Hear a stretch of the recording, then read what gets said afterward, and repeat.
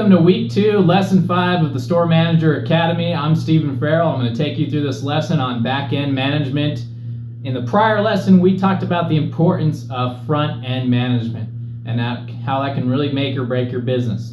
It's no different in back-end management. I consider your back-end management your engine of the business.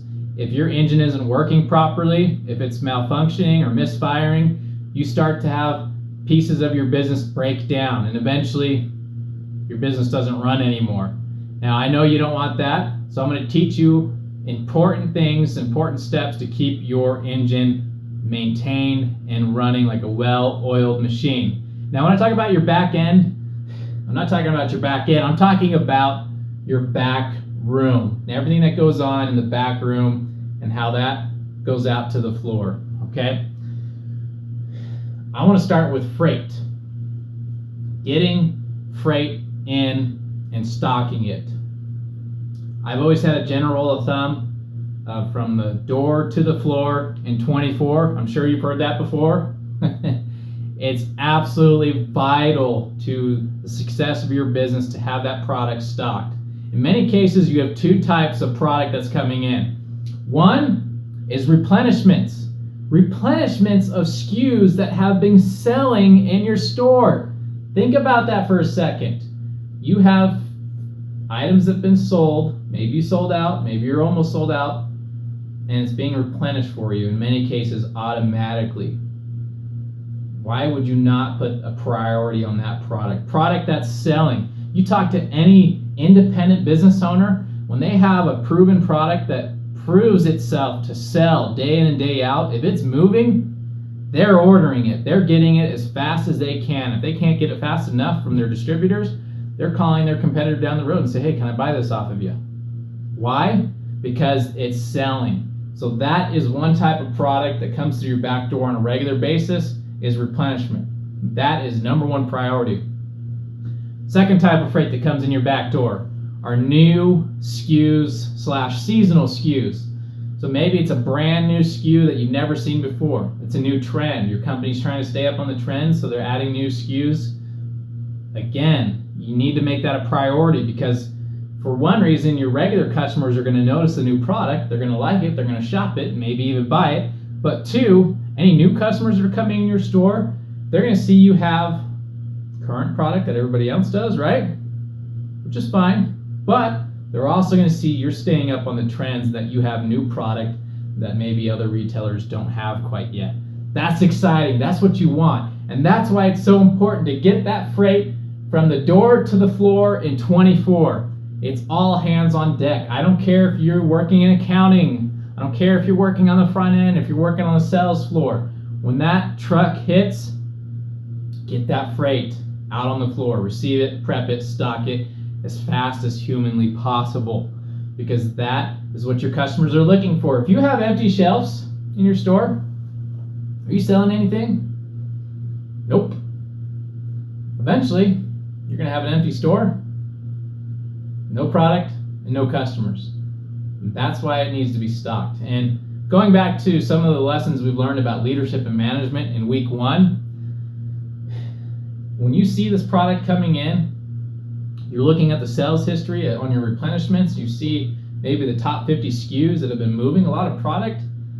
You know, maybe you're going to be proactive and increase that order that's coming in, or that order that's being picked. You're going to request double the amount. Maybe every once in a while you'll get an email from a buyer saying, why do you keep ordering this product? Well, because I keep selling it. What do you expect? What do you want from me? You want me to stop selling it? Most of the time they're going to be really happy that you're ordering that product and that you're moving it. And the neat thing is you're taking advantage of a trend, something that's popular right now. Is it going to be popular forever? No, you can bet it's not going to be popular forever. But I'm gonna bet my odds on it, because I'm gonna bet against it. I'm gonna say I'm gonna buy as much as I can right now. I'm gonna move as much as I can until that trend is over. If I have product left over that doesn't move because the trend is gone, the trend is dead, and I have to write that product off, so be it. The sales I made when I maximized on that trend will far outweigh the loss I took on the product that I wrote off. It's simple. So make sure you, as a manager, As a leader, you're looking at those trends, you're looking at what's moving in your store, and you're ordering up on that product. So again, we're going to go back, we're going to recap backroom, door to floor, and 24. Shouldn't be any exceptions. Next, when it comes to the backroom, you need to have a process in place that really encourages that door to floor and 24. You need to be able to receive product, prep it, tag it in many cases, get it in the right bins and the right carts, out to the right departments as fast as possible. Your company may have a written manual on how things should be set up in your back room and what process should be what, step 1 through step 10. You should follow that, but you need to prove that process. Some of these guys that have written these manuals, I should know because I've written some of them, they have no experience in writing these manuals on merchandising.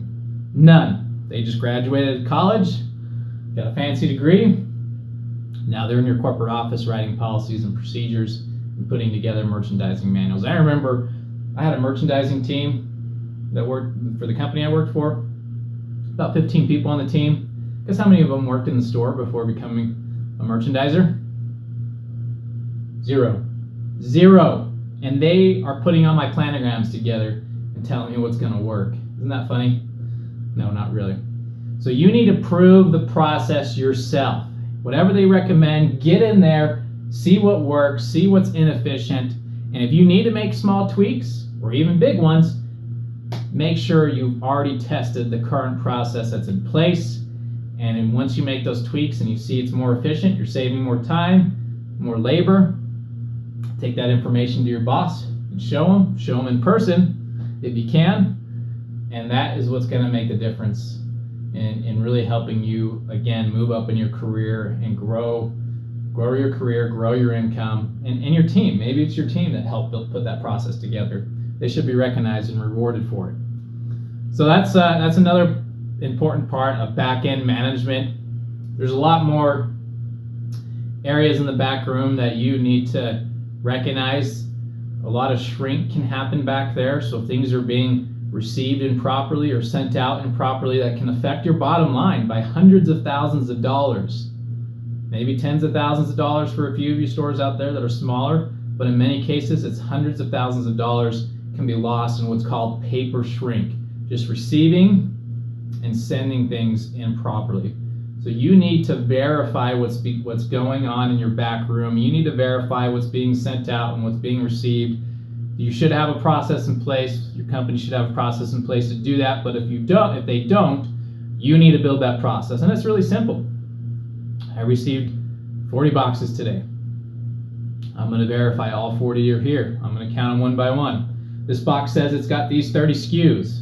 I'm going to pull them out and I'm going to verify them.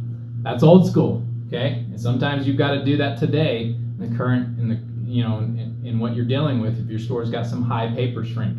So you need to verify, you've got to make sure what's being received is being received properly and what's being sent out is being sent out properly. It's that easy. We can go more into, inventories and different things like that, but at the end of the day, your people that work in the back room, most of them are not social bumblebees. They're very operationally focused. That's a good thing. You just got to make sure that's a well-oiled machine because it's going to affect everything else that goes on in the store. If you have a broken back room, you're going to have a broken floor. You're going to have a broken process that's going to affect your customers and it's going to affect your sales. Thanks for watching this lesson today. Next lesson is going to be sales floor management. One of my favorite topics when it comes to upselling and teaching your people how to sell on the floor. Very important that your team understands their role on the sales floor and how to truly maximize every transaction to help every customer. I'll see you on the next training. Thanks for your time.